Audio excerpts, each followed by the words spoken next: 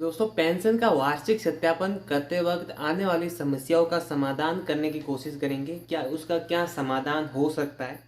तो दोस्तों, पेंशन का वार्षिक सत्यापन तो शुरू हो गया है, लेकिन बहुत सारी प्रॉब्लम्स, जैसा मैंने कहा, बहुत सारी समस्याएं पैदा हो गई है।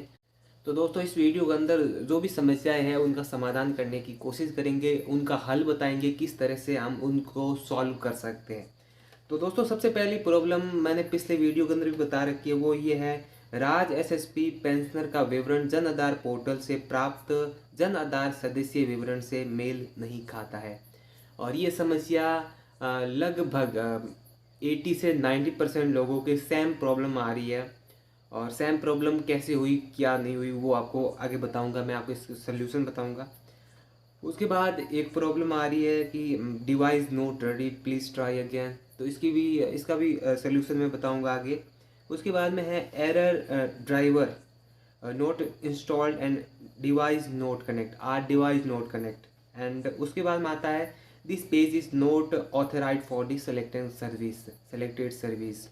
तो सारी चीज़ों की जो यहाँ पे प्रॉब्लम्स आ रही है उनका सल्यूशन आपको बताऊंगा। तो सबसे पहला सल्यूशन आ रहा है, जो प्रॉब्लम आ रही है वो ये है, राज एसएसपी पेंशनर का विवरण जन आधार पोर्टल से प्राप्त जन आधार सदस्य विवरण से मेल नहीं खाता है।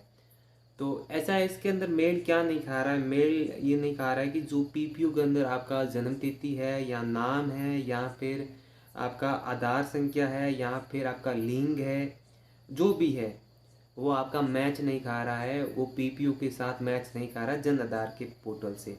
जन आधार के अंदर जो आपका मैंने बता दिया, आपका नाम हो गया, यहाँ पे आधार हो गया, जन्म दिनांक हो गई, लिंग हो गया या कुछ भी हो गया एक्सेट्रा। तो यहाँ पे ये क्या है, मेल नहीं खा रहा है, तो इस वजह से सत्यापन नहीं हो रहा है। और ऐसी प्रॉब्लम का अंदेशा हम सबको था कि ये प्रॉब्लम आने वाली है, और ये प्रॉब्लम सच में आ गई है। और अब देखिए दोस्तों, इसका सल्यूशन ये है, या फिर आप क्या कीजिए कि दिसंबर तक वेट कीजिए। वेट का मतलब ये है, कई लोग कह रहे हैं कि हम फैमिली ई केवाईसी कर देंगे सही हो जाएगा। ओ भाई साहब, आपने फैमिली ई केवाईसी की, इसी के बाद में ये प्रॉब्लम हुई। फैमिली ई के ज़्यादातर लोगों की फैमिली ई केवाईसी करी, उसी के बाद ये प्रॉब्लम हुई।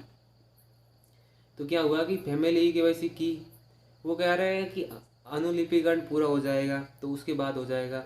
तो भाई साहब, मेरे पास ऐसे बैठे हुए हैं जिनका अनुलिपिकरण, फैमिली केवाईसी कर दी, अनुलिपिकरण पूरा हो गया, अनुलिपिकरण भी पूरा हो गया, उसके बाद तो आना चाहिए, उसके बाद भी यही प्रॉब्लम आ रही है। तो मैं आपको दिखाता हूँ, यहाँ पे स्क्रीन पे आप देख सकते हैं, ये एक जन आधार है जिसको मैंने आईडी दे रखा है। इसका क्या है, यहाँ पे फैमिली केवाईसी मैंने कब की कर दी थी, अनुलिपिकरण भी हो गया, पूर्ण हो गई, जयपुर से पूर्ण हो गई। अब मान लो मैं इसकी केवाईसी करने की कोशिश करता हूँ तो ये सेम इश्यू आता है।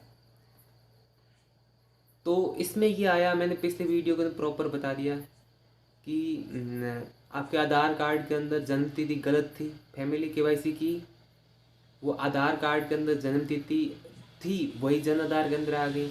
और इस बार हुआ क्या है कि जो जन आधार का डाटा है, जन आधार के अंदर जन्म तिथि, नाम है, वो राज एसएसपी की साइट पर वो है अपडेट नहीं कर रही है।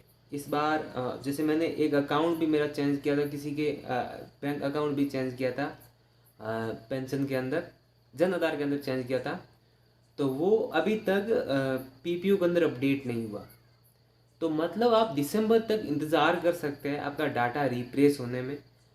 ये होता ये आ रहा था पहले से कि जो जन आधार के अंदर हम अपडेट करते थे कुछ भी चीज़, तो पीपीयू के अंदर ऑटो अपडेट होती थी, कि बैंक अकाउंट भी अपडेट करते थे तो वो ऑटो अपडेट होता था। तो ये भी हो सकता है कि जब अगला पेमेंट जनरेट होगा, फिलहाल जो पेमेंट पड़े पेंडिंग पड़े हैं, पेंडिंग तो फैमिली केवाईसी कराएंगे तभी वो आएंगे। लेकिन जो जब तक डाटा रिफ्रेश नहीं होगा, जब तक वो डाटा नहीं लेगा जन आधार से राज एसएसपी, तब तक तो लगता है आप दिसंबर तक वेट कीजिए, जिनका भी आ रहा है। ये नहीं है कि अनुलिपिकरण हो जाएगा और फिर आप, अनुलिपिकरण होने के बाद हो जाएगा, ये तो नहीं होगा। लेकिन ये हो सकता है कि डाटा फिर से ले वो जन आधार से, जिनकी भी फैमिली केवाईसी कराई है उनका ही डाटा ले, बाकी का न ले, उनका ले ले। हो सकता है, ऐसा हो सकता है, ले सकते हैं।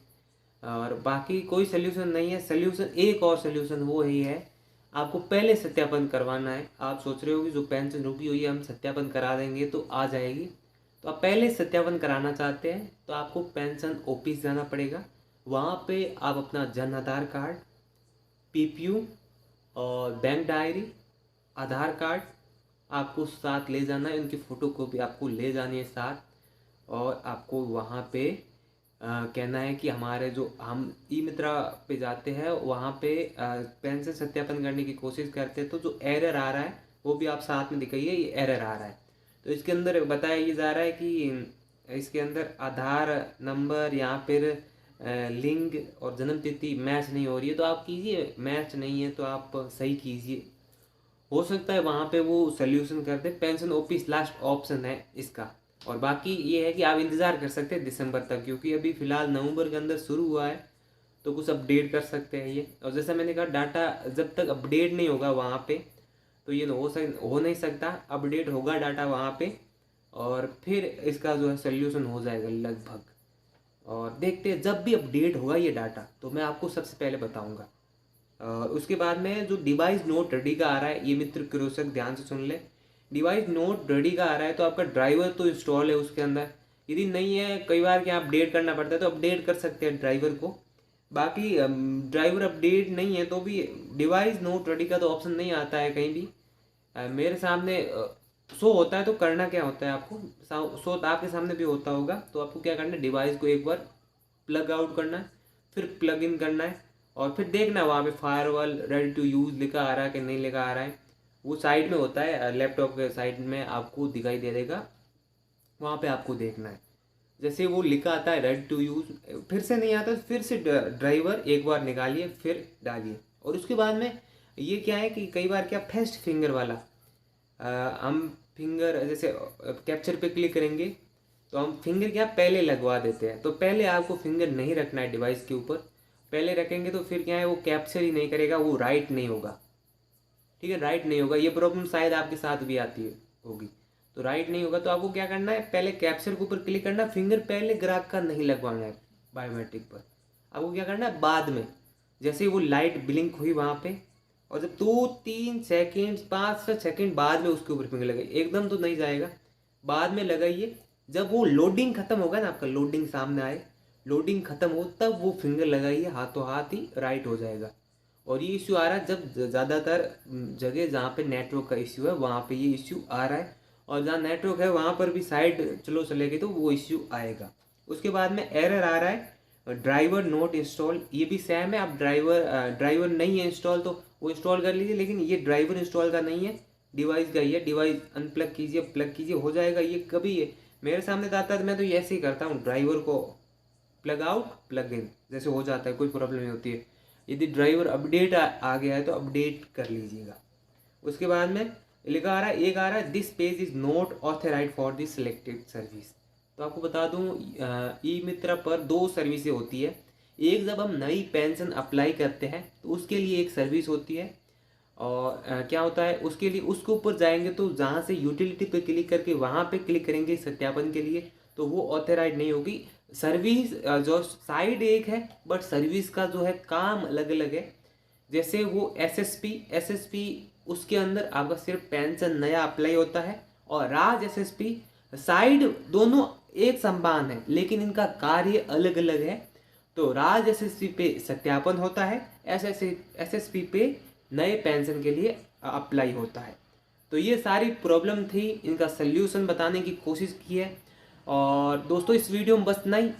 आपको ये वीडियो अच्छा लगा तो लाइक कर दीजिएगा, अपने दोस्तों के साथ ज़रूर शेयर कीजिएगा, उनको भी ये इन्फॉर्मेशन पता चल सके। तो दोस्तों इस वीडियो में बस इतना ही। Thank you.